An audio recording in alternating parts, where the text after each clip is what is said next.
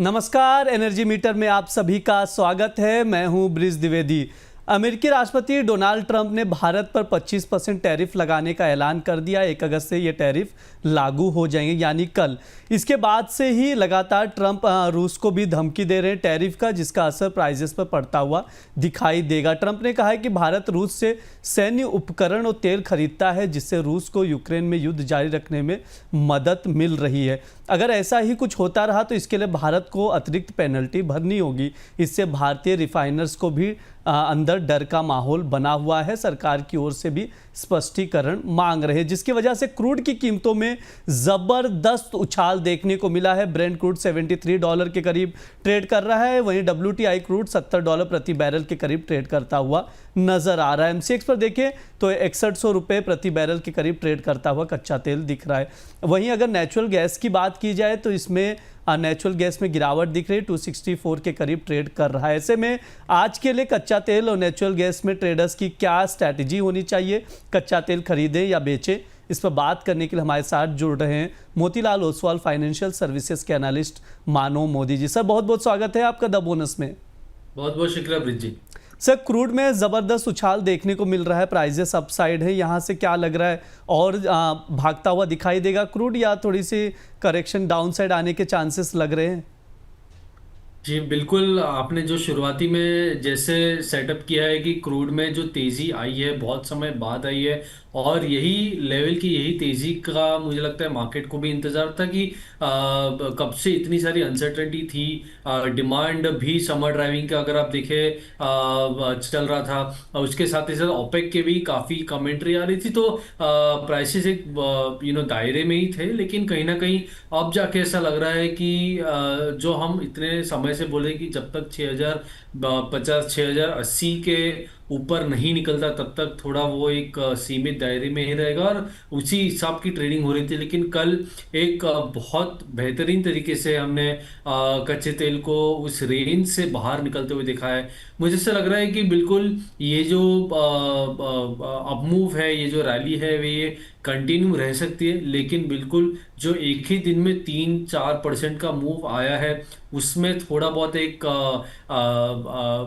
Profit booking या थोड़ी बहुत एक गिरावट, एक करेक्शन शायद आ सकती है, रिट्रेसमेंट आ सकता है, और फिर से उछाल देखने मिलेगा। क्योंकि अगर आप देखिए रशिया के ऊपर के सैंक्शंस की बात अभी भी हो रही है, जैसे आपने इंडिया के ऊपर US की 25% की बात की, तो उसमें 25% के अलावा एक पेनल्टी भी है कि अगर इंडिया रशिया से तेल खरीदना जारी रखता है, चाइना में भी यही है कि अगर वो जारी रखते हैं रशिया से तो पेनल्टी भी लग सकती है। तो रशिया के ऊपर काफ़ी रसाकसी है, और इस सैंक्शंस की वजह से भी जो जियोपॉलिटिकल प्रीमियम है वो बढ़ता हुआ दिख रहा है।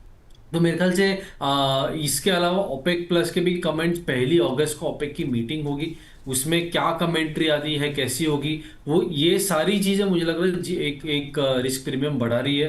तो नीचे में अगर मिलता है फिर से एक बार थोड़ी डिप आती है तो बाइंग करके ही चलना चाहिए।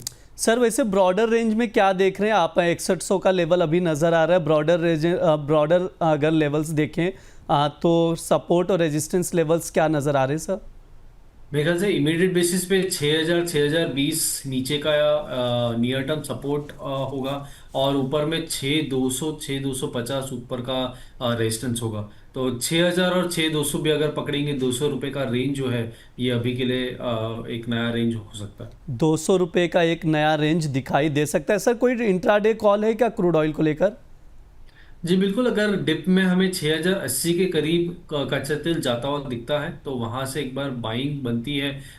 6080 पे बाइंग करेंगे, 6200 का टारगेट होगा और 6000 का स्टॉप लॉस होगा। जी बिल्कुल, क्रूड में 6080 पर बाय करने की सलाह दी जा रही है।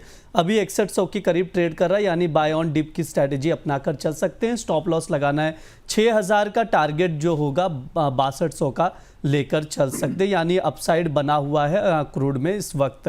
वहीं अगर नेचुरल गैस को देखें तो 264 के करीब इस वक्त ट्रेड करता हुआ नज़र आ रहा है।